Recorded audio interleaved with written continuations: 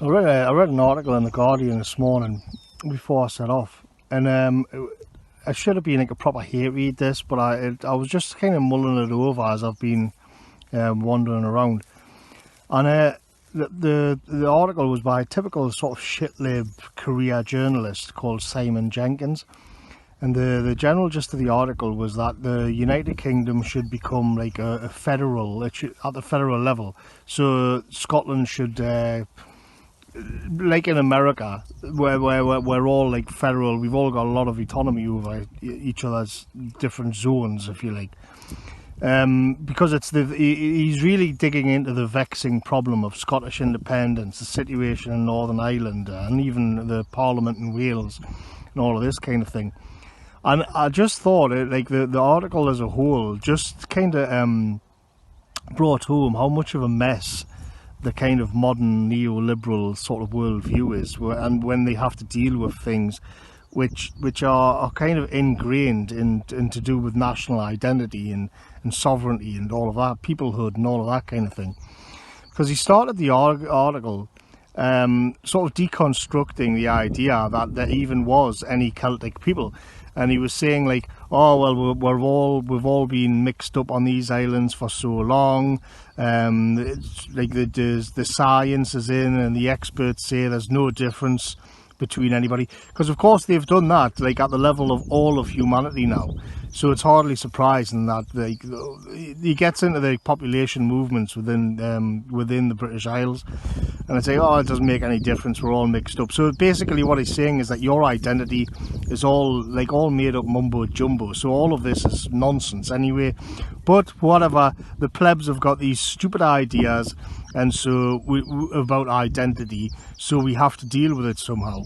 So then he gets into the question of Scottish independence, and how many people want Scottish independence, and the English are not really that bothered.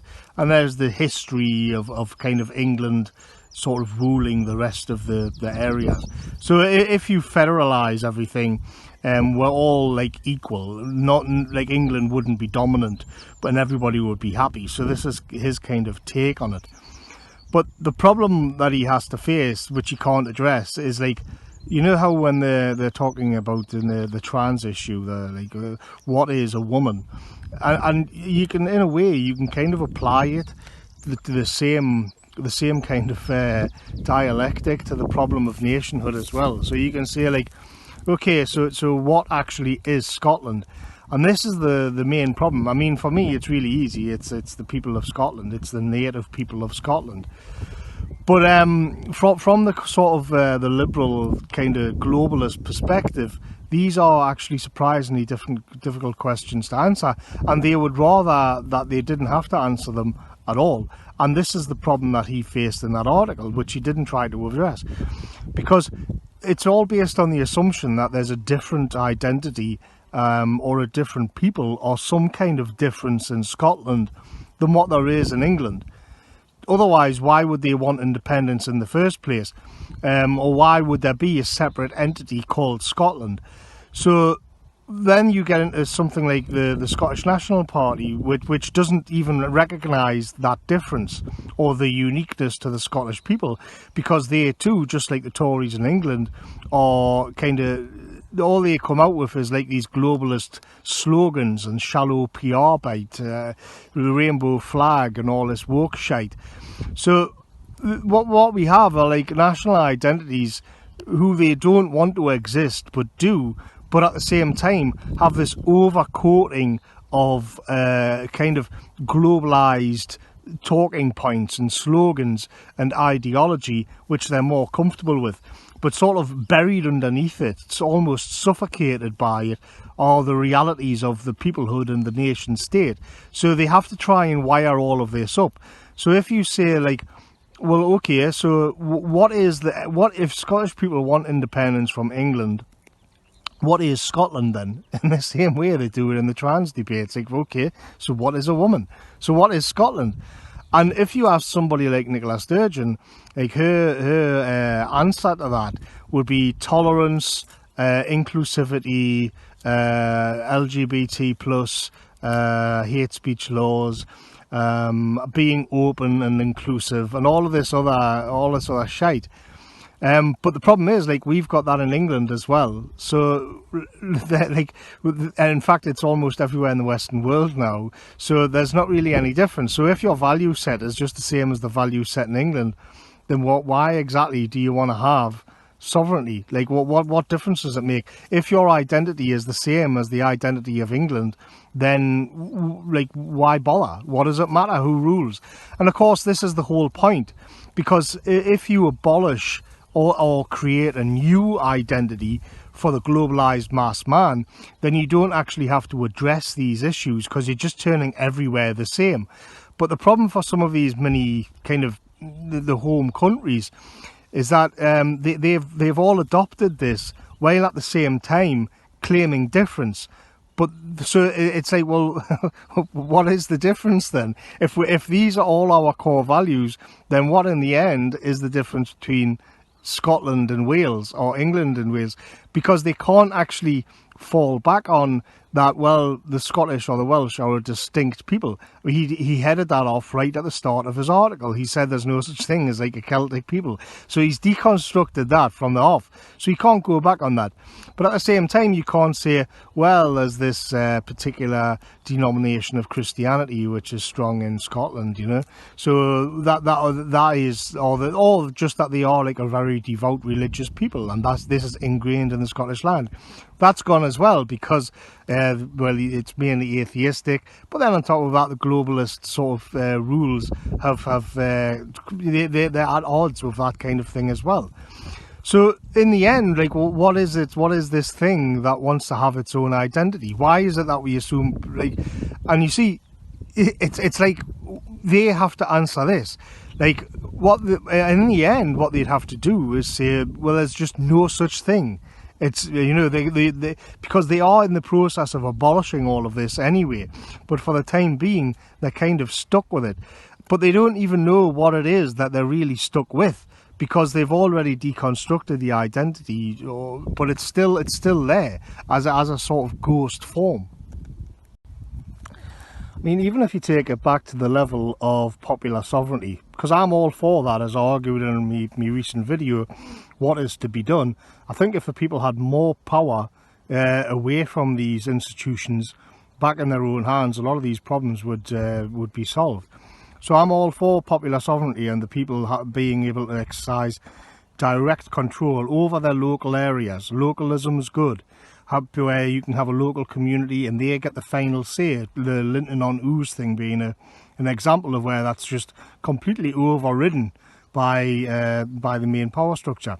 So even if you just kind of dial the issue of, say, Scottish independence, but it also goes for England or Wales or whoever. So they want to leave what is like the United Kingdom, which is dominated by London and England as they would see it. So even if they say, well, we want out of that altogether, and we want to have, like, we want to be independent, basically. Now, in Scotland's case, that's a non-starter, because the sovereignty would go back from London. It already largely has done, but they still don't have it because of all of the globalist shite they've got running the country. But even if we go back from that, you've still got the problem that they're just going to hand the sovereignty straight over to the European Union, Brussels. But even if we take that away from them, and they've actually got power back in their own hands, like, you still get the other problem, which is that so if they're operating within a kind of the paradigm of globalism still, then, like, what's the point in having power back in your own hands if everybody from around the world can just come in, and then they also get a piece of your sovereignty. They also get what's yours and what's precious. And so this then takes you back once again to the main problem, which is that, well, who are the Scottish then? Because if you're saying, well, the Scottish people need sovereignty and to be able to control their own affairs directly, then you have to define who that people are.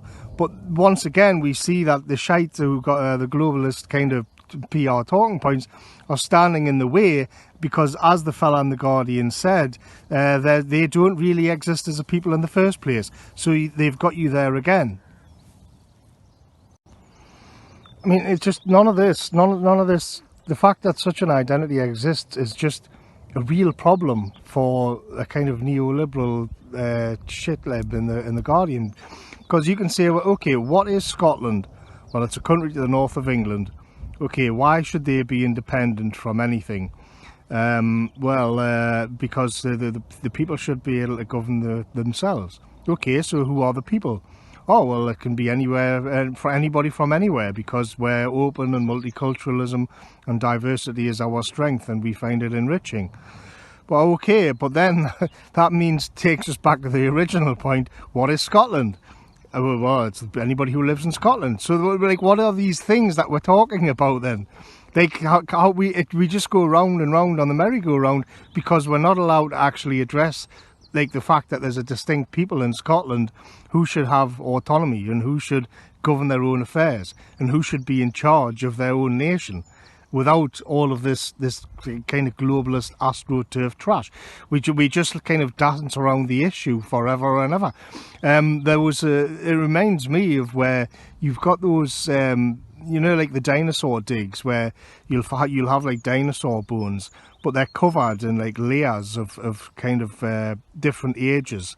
There'll be different layers of chalk and different kinds of slate and granite all piled up, all of which kind of, like, one layer represents one different era through time. And it's kind of like that, where the dinosaur bones still create like a lump in the ground or something, but it's just that there's layers and layers and layers of garbage over the top that you've got to wade through. It's so obvious, and it's so weird to see them kind of get to grips, because on the one hand we can't really define what any of these nations are except their political constructs or their political systems, but all those systems are more or less the same anyway, so you can't distinguish any of these nations at all. So why is it that, I mean, why did any of these nations exist in the first place? You know what I mean? If there's like no difference between peoples, why did nations ever exist? How did they come into being? And it seems that they just find all of this to have been one giant mistake, and now with their new sort of like one value set to rule them all, they're going to put it all to rights. But in the meantime, they'll just have to deal with the sort of hypocrisy and all these loose ends that don't really make any sense.